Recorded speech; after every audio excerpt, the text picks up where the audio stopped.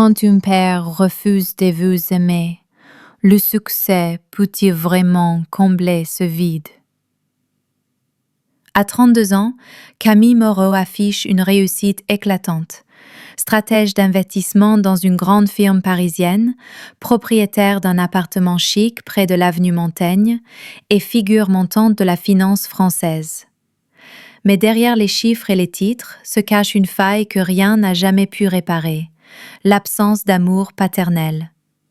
Depuis son enfance, Camille a appris à survivre dans le silence glacial de son père, Alain Moreau, magnat redouté de l'immobilier lyonnais. Pour lui, les émotions étaient des faiblesses et les enfants des extensions de sa réputation. Elle ne se souvenait plus de la dernière fois où il l'avait regardée avec fierté. Première de sa classe, admise à HEC à un âge précoce et pourtant toujours comparée à Julien. Tu aurais pu faire mieux. Chaque succès résonnait comme un échec silencieux, car dans les yeux de son père, elle n'était jamais assez. Paris lui avait offert tout, sauf l'essentiel, une reconnaissance qu'elle poursuivait comme une mirage. Ce manque profond, invisible, allait bientôt la conduire vers un choix radical, un cadeau somptueux, un dîner de famille, et un secret étouffé depuis plus de 30 ans. Camille avait choisi la voiture comme on choisit une dernière prière. Une Mercedes S-Class, noire obsidienne, intérieur cuir ambre, finition en bois d'ébène, le raffinement parfait. Un modèle que son père avait un jour évoqué, presque distraitement, comme élégant sans ostentation. Ce cadeau, ce n'était ni une excuse, ni un trophée. C'était un pari, une tentative désespérée de faire naître, ne serait-ce qu'une étincelle de fierté, dans les yeux d'Alain Moreau. Le jour du dîner annuel approcha. Le ciel du Rhône était limpide, mais dans le cœur de Camille, les nuages s'accumulaient. Elle prit la route depuis Paris, direction le domaine familial, ce château ancestral au milieu des vignes, chargé de souvenirs étouffants. Elle avait organisé la livraison de la voiture chez une concessionnaire voisine. Ce serait elle qui remettrait la clé, en personne. Geste symbolique, tentative de recréer un lien brisé depuis l'enfance. Devant la porte massive en bois sculpté du château, Camille inspira profondément. Robe bleu marine, chignon soigné, collier doré discret, elle avait l'allure d'une femme accomplie. Mais à l'intérieur, c'était encore l'enfant en elle qui frappait à cette porte. La sonnette résonna. De l'autre côté, le silence. Puis des pas. Et peut-être derrière ce battement régulier, la promesse que cette fois tout pourrait changer. La porte en bois s'ouvrit dans un grincement sourd. Ce même bruit qui, autrefois, glaçait le sang de Camille. Elle pénétra dans le grand hall du domaine Moreau, là où chaque dalle semblait se souvenir de ses pas d'enfant prudente, invisible. Dans le salon, Alain Moreau se tenait debout, un verre de cognac à la main. La lumière tamisée se reflétait sur ses lunettes cerclées d'or. En apercevant sa fille, il ne sourit pas. Il jeta un œil à sa montre, puis déclara « Tu es en avance ». Pas de « Tu es enfin rentrée ». Pas de « Camille, tu as bonne mine ». Juste une remarque sur l'heure, comme si tout chez lui devait rester mesuré, cadré, prévisible. Camille n'en attendait pas plus. Elle avait grandi dans un monde où l'amour était un luxe silencieux, où le moindre compliment se faisait plus rare qu'un rayon de soleil en hiver. Quand elle avait gagné un concours national de mathématiques, son père s'était contenté de demander « Et en anglais, tu étais classée combien ?» Lorsqu'elle avait décroché une bourse pour HEC, il avait rétorqué froidement « Le droit aurait eu plus d'avenir ». Chaque réussite était disséquée, jamais célébrée. On ne lui reconnaissait pas ses efforts, on lui rappelait simplement qu'elle n'était pas encore parfaite.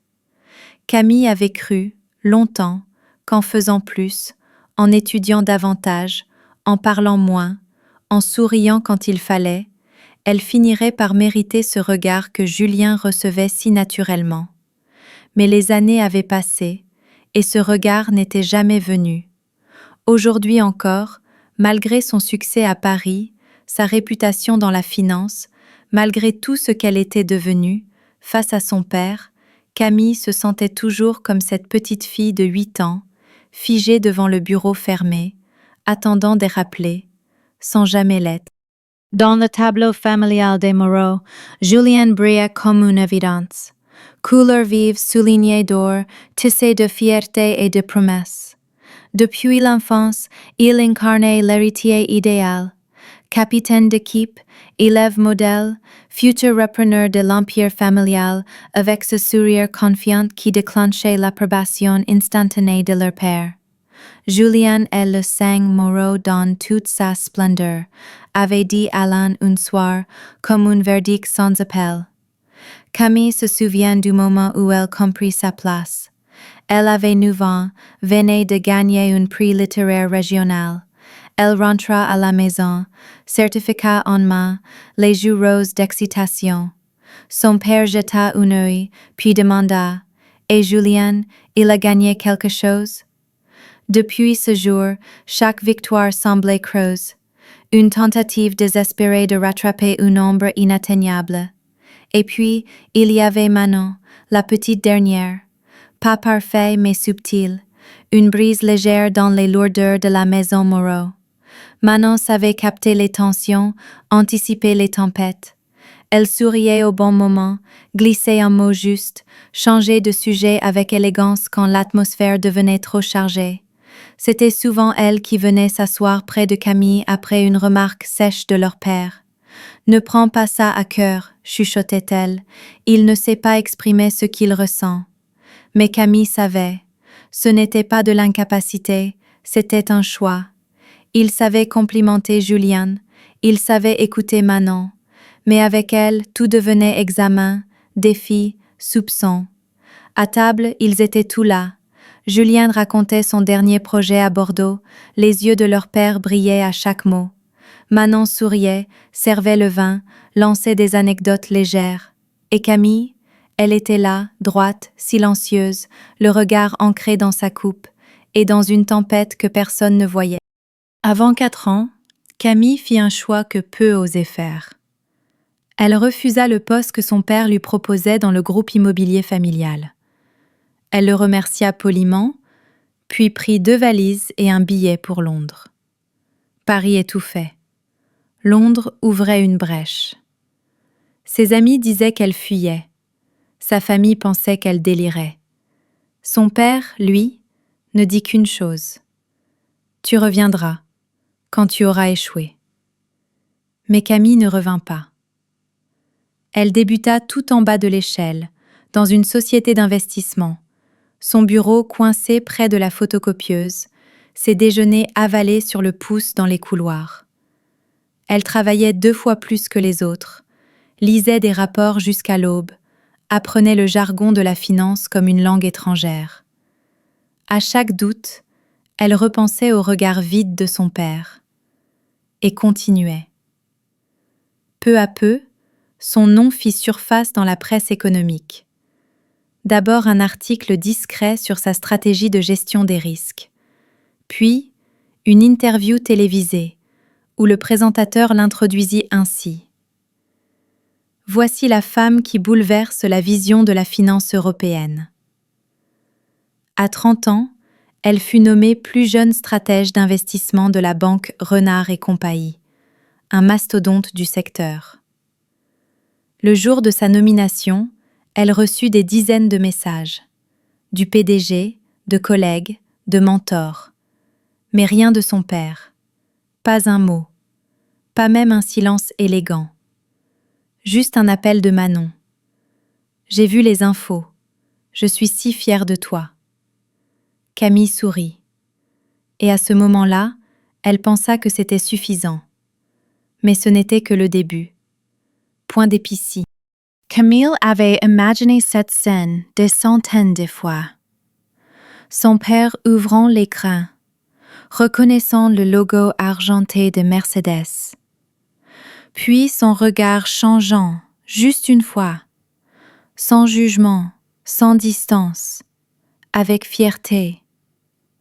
Mais la réalité ne s'habille jamais des mêmes couleurs que nos rêves. Quand Camille lui tendit la boîte, Alain fronça les sourcils. « Qu'est-ce que c'est ? » »« Une clé, » répondit-elle, la voix calme. « Je voulais vous offrir quelque chose, pour la fête des pères. » Dehors, la S-Classe noire brillait sous le soleil de fin d'après-midi. Camille l'accompagna vers l'allée, espérant que ce geste pourrait, enfin, ouvrir une brèche. Il observa la voiture, oui, c'était bien le modèle qu'il avait un jour complimenté. Mais au lieu de sourire, il soupira. « C'est excessif. Tu cherches à prouver quoi, exactement ?» La phrase glaça l'air. Camille murmura. « Je voulais juste que tu sois fier. » Alain tourna autour du véhicule comme s'il s'agissait d'un immeuble à évaluer. Pas un mot de gratitude, pas un regard tendre. Seulement des questions sur le moteur, l'assurance, les frais d'entretien. Enfin, il déclara « Tu es sûr de ne pas être endetté ? Ce genre de voiture donne souvent une illusion de réussite. » Camille garda son masque de politesse tout l'après-midi. Mais le soir, dans sa chambre d'hôtel au centre de Lyon, elle pleura. Pour la première fois depuis des années. Elle ne pleura pas pour la voiture, mais pour ces mois de labeur, ce geste sincère, cette attente muette d'un regard. Et le néant qu'elle avait reçu en retour. Camille n'était pas en quête de réponse. Au départ, ce n'était qu'un jeu. Un test ADN à la mode, comme tant d'autres, pour retracer des origines lointaines, une curiosité partagée entre amis autour d'un verre. Mais quand les résultats arrivèrent, quelque chose clochait. Un simple message, aucun lien de parenté détecté avec le père déclaré. Elle relut, une fois, 2 fois, 3. Une erreur? Un bug informatique? Un échange d'échantillons? Mais au fond d'elle, une certitude sourde commençait à germer. Ce n'était pas une faille du système, c'était une faille dans sa vie. Lors d'un passage discret au domaine familial, Camille profita d'un moment d'inattention pour récupérer quelques cheveux d'Alain sur sa brosse. Geste précis, presque chirurgical. Tout fut envoyé sous un faux nom dans un laboratoire privé. Elle ne parla à personne, pas même à Manon. Ce secret, elle le porterait seule, jusqu'à confirmation. 2 semaines plus tard, l'enveloppe arriva, blanche, épaisse, lourde de sens. Résultat, aucune correspondance ADN père-fille. Elle resta figée. L'air de son appartement parisien semblait soudain trop dense. Chaque souvenir de son enfance, chaque regard, chaque mot prononcé par Alain prenait une autre couleur. Et une pensée, vertigineuse, s'imposa. Et s'il l'avait toujours su? Et si toute sa vie n'avait été qu'une punition pour une trahison qu'elle n'avait jamais commise? Camille savait qu'elle ne devrait pas y aller. Après le mépris, les silences et cette vérité biologique qui avait tout fait vaciller. La logique aurait voulu qu'elle s'éloigne. Mais au fond, une voix persistait. Essaye, une dernière fois. Le dîner annuel avait lieu comme chaque année. Le domaine Moreau illuminé, les vers de Saint-Émilion s'entrechoquant, les conversations de salon remplies de sourires parfaitement dosés. Mais pour Camille, tout sonnait faux. Dans son sac à main, une enveloppe dormait, contenant ce qu'elle n'aurait jamais dû découvrir. Légère dans la main, mais lourde comme un secret vieux de 30 ans. Elle ne savait pas si elle allait l'ouvrir ou la brûler, mais elle savait ceci. Elle devait être là, regarder son père dans les yeux, et chercher, ne serait-ce qu'un instant, autre chose que ce mépris familier. Manon l'accueillit d'un sourire doux, chargé d'inquiétude. Julien, fidèle à lui-même, arriva en retard, salué comme le roi de la soirée. Et Alain, dans son costume gris, riait aux éclats parmi ses associés, un verre à la main, comme si rien, jamais, ne pouvait l'atteindre. Camille entra sans fléchir. Elle avait trop longtemps vécu dans le silence. Il était temps que la vérité, elle aussi, prenne la parole. Le dîner touchait à sa fin. Le dessert venait d'être servi quand Alain se leva, un verre de brandy à la main. Le silence s'imposa aussitôt. Chaque convive connaissait ce rituel par cœur. « Chers amis, famille, partenaires de confiance, commença-t-il, avec cette voix posée, presque théâtrale, d'un homme habitué à l'auditoire. Il parla d'abord de Julien, la fierté du groupe, puis de Manon, le parfait équilibre entre grâce et intelligence. Camille resta impassible. Elle n'attendait plus. Elle observait simplement. Mais alors, il tourna son regard vers elle et sourit. Un éclair d'espoir, fugitif. Et puis, la phrase tomba. Impeccable, implacable. Je suis fière de tous mes enfants, sauf de l'échec assis à cette table. L'air sembla se figer. Les conversations se turent. Pas un rire, juste le silence. Et Camille, droite, yeux grands ouverts, cœur battant comme un tambour prêt à éclater. Manon posa une main rassurante sur la sienne. Camille ne bougea pas. Elle chutait. Dans un vide sans fin, sans colère, sans larmes. Seulement une lucidité tranchante. Elle venait de comprendre. Elle avait attendu, ce qui ne viendrait jamais. Autour de la table, tout était figé.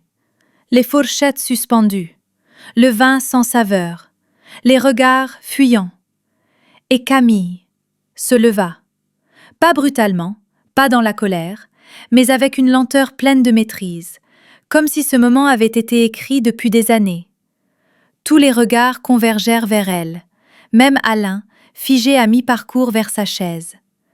Elle reposa son verre, sortit de son sac une enveloppe blanche, ordinaire, sans logo, sans fioriture, juste l'évidence à l'intérieur.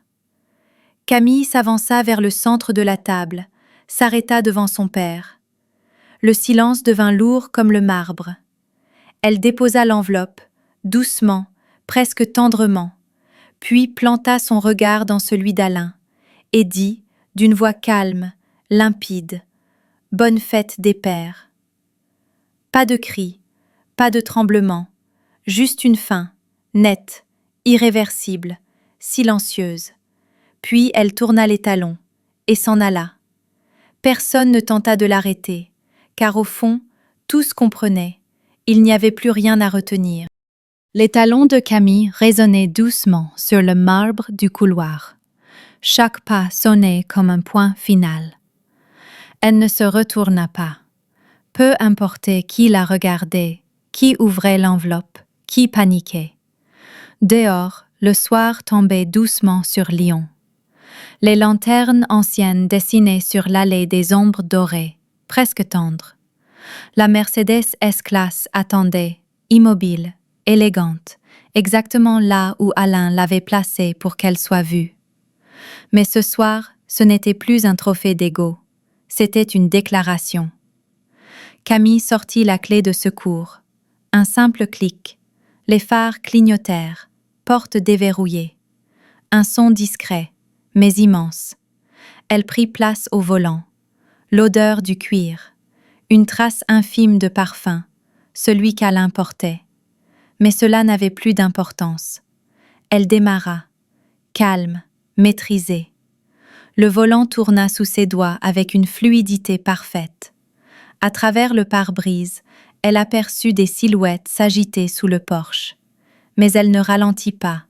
Elle tourna à gauche, quitta les grilles du domaine Moreau. Et pour la première fois de sa vie, Camille ne conduisait pas pour aller quelque part. Elle conduisait pour s'éloigner d'un lieu où elle n'avait jamais vraiment eu sa place. Quand Camille quitta le domaine, le silence s'abattit sur la salle. Alain resta figé, le verre vide à la main. Julien, lui, explosa, son regard flamboyait d'un feu qu'il croyait légitime. « Elle se prend pour qui ?» hurla-t-il. « Je vais la poursuivre en justice, pour diffamation, pour outrage au nom de notre famille. » Personne ne répondit. Claire, la mère, s'était éclipsée. La gouvernante la retrouva assise dans sa chambre, le regard perdu à travers la fenêtre ouverte sur le jardin nocturne. Pas une larme, pas un mot. Dans ses mains, un mouchoir froissé et un vieil album photo, serré comme si c'était la dernière chose réelle. Et Manon fut la seule à envoyer un message cette nuit-là. « Tu vas bien ? Je ne sais pas quoi faire, mais je suis là. » Camille lut ces mots à 2 heures du matin, dans la chambre d'hôtel silencieuse. Elle ne pleura pas, mais sa main trembla légèrement. Peut-être qu'il restait encore quelque chose à sauver. 3 jours après le dîner, Camille reçut un appel inattendu. Sa mère, Evelyne. Sa voix n'était pas tremblante, mais usée. « Je veux te voir, seule, dans la petite maison de Saint-Cyr. » Assise face à cette femme qui, toute sa vie, avait incarné l'élégance et le silence, Camille attendait. Evelyne tenait une photo jaunie dans les mains. 2 étudiants dans une cour d'université. Le garçon aux boucles sombres souriait tendrement, le bras autour d'une jeune femme qui ressemblait étrangement à Camille 20 ans plus tôt. « Voici Thomas Lefèvre, » murmura Evelyne. « Mon premier amour, mon amour véritable. » Et tout se déversa. Les années à la Sorbonne, la tendresse, la surprise d'une grossesse, puis l'intervention brutale d'une famille trop fière, l'obligation de couper court, le mariage arrangé avec Alain Moreau, l'homme socialement adéquat. On m'a interdit de garder Thomas, et je n'ai pas eu le courage de te garder, toi, comme tu étais vraiment. Alors j'ai gardé le silence, 30 ans durant. Camille ne pleura pas, mais ses mots glissèrent en elle comme un vent glacé qui soulève une vérité longtemps enfouie. « Pourquoi tu ne m'as jamais défendue ?» Sa voix était rauque, à peine audible. Evelyne baissa la tête. « Parce que j'avais peur de tout perdre, et parce que j'ai eu tort, si tort. » La pièce semblait trop étroite pour contenir tout ce poids. Mais pour la première fois, Camille ne se sentait plus entièrement seule. Il fallut 3 jours à Camille pour écrire le premier mail à Thomas Lefèvre. Non pas qu'elle ne savait pas quoi dire, mais parce qu'elle ne savait pas encore qui elle était dans cette histoire. Une fille perdue à la recherche de son père, ou une femme qui suivait les traces d'un passé qui ne lui appartenait pas. Thomas répondit en moins d'1 heure. « Je savais qu'Evelyne avait eu un enfant, mais je n'ai jamais su que c'était toi. » 3 jours plus tard, ils se retrouvèrent dans un petit café du Marais. Camille arriva la première. Elle choisit une table près de la fenêtre, assez lumineuse pour respirer, assez discrète pour ne pas fuir. Il entra. Grand, cheveux poivre et sel, regard hésitant. Quand ses yeux croisèrent ceux de Camille, il s'arrêta, longtemps. « C'est toi ?» demanda-t-il, la voix rauque. Camille acquiesça. Pas de sourire, pas de larmes, juste un hochement de tête, comme une ponctuation qui ferme 3 décennies de silence. Il ne savait pas par où commencer. Thomas parla de sa jeunesse, de ce prénom, Camille, que Evelyne rêvait de donner à un enfant qui n'avait jamais vu le jour, et qui, aujourd'hui, était là, devant lui. Camille parla des silences, de la maison glaciale à Lyon, des questions sans réponse. « Je ne suis pas venue pour réclamer quoi que ce soit, » dit-elle. « Je voulais juste savoir d'où je viens. » Thomas ne répondit pas tout de suite. Puis, il posa sa main sur la sienne, sans force, sans tremblement. « Tu viens de l'amour.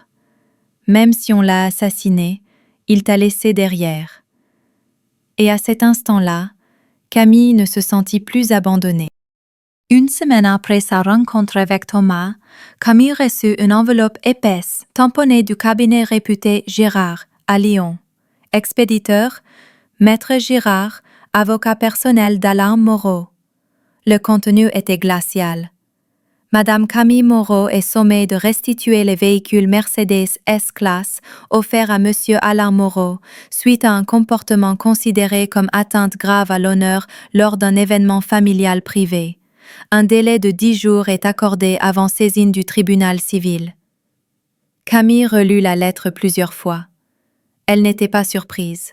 C'était typiquement Alain. Ne pouvant plus imposer son silence, il cherchait désormais à reprendre le contrôle par les menaces juridiques. Elle ne répondit pas, pas de contre-attaque. Elle appela simplement une société de transport. 3 jours plus tard, la voiture fut déposée devant le portail du domaine Moreau. Sans mots, sans regret. Non pas parce qu'elle avait peur, mais parce qu'elle savait. Certaines choses ne valent pas la peine d'être conservées lorsqu'elles sont nées du mensonge. Elle garda le rapport ADN. Elle garda les aveux de sa mère. Et elle garda, surtout, le prochain rendez-vous avec son vrai père. Elle avait rendu la voiture, mais elle ne rendrait jamais la femme qu'elle était devenue.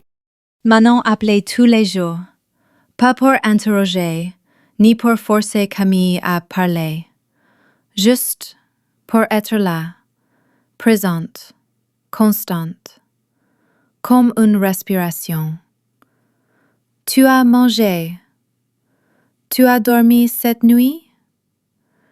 J'ai essayé de faire la confiture de grand-mère.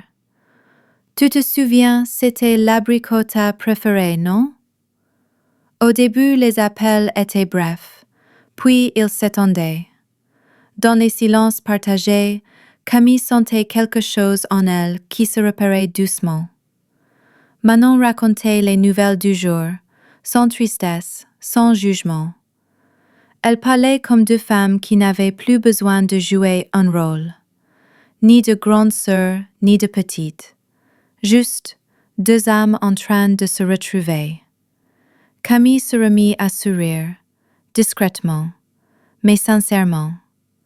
Un soir, alors que le soleil dorait le balcon de son appartement, Camille murmura « Tu sais, je n'ai peut-être pas été conçue dans un amour accepté, mais je suis reconnaissante de t'avoir, toi. » Manon ne répondit pas tout de suite, mais sa voix trembla quand elle dit « Et moi, je suis reconnaissante que tu m'aies enfin laissé être ta sœur, pour de vrai. »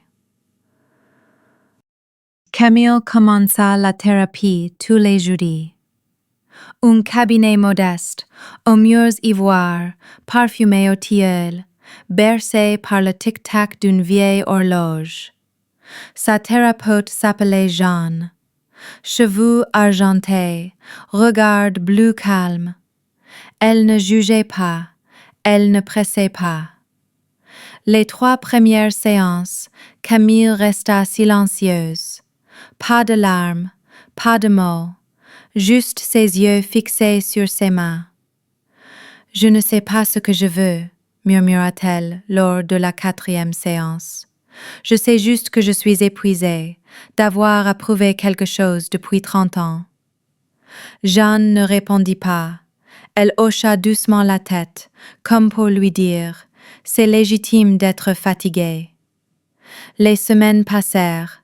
Camille parla du vide qu'elle ressentait quand le monde l'applaudissait, mais que son père la regardait comme une étrangère, du manque, de l'absence d'un mot simple, ma fille. Je croyais que réussir suffirait, mais ça ne faisait que creuser davantage ce manque. À la 10e séance, elle pleura. Pas de douleur, mais un soulagement. Je n'ai plus besoin de son approbation. Je me reconnais moi-même. Ce n'était pas une fin, c'était un commencement. De l'intérieur. Fin décembre.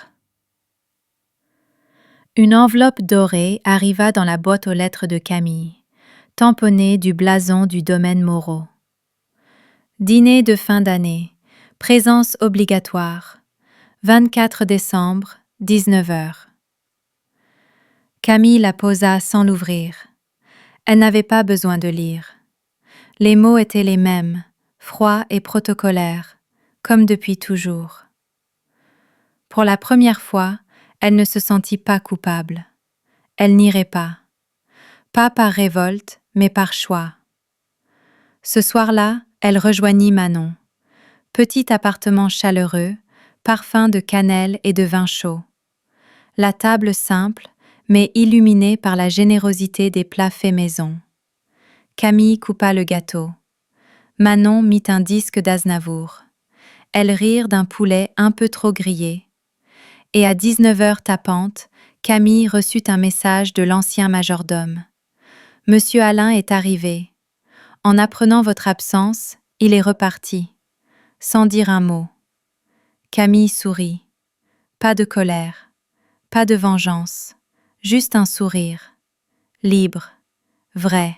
« Tu sais, dit-elle doucement, je crois que c'est la première fois que je me sens vraiment chez moi. » Le matin du 1er janvier, Camille s'installa sur son balcon. Une tasse de café noir entre les mains, le regard perdu dans le brouillard parisien. Elle repensa au chemin parcouru.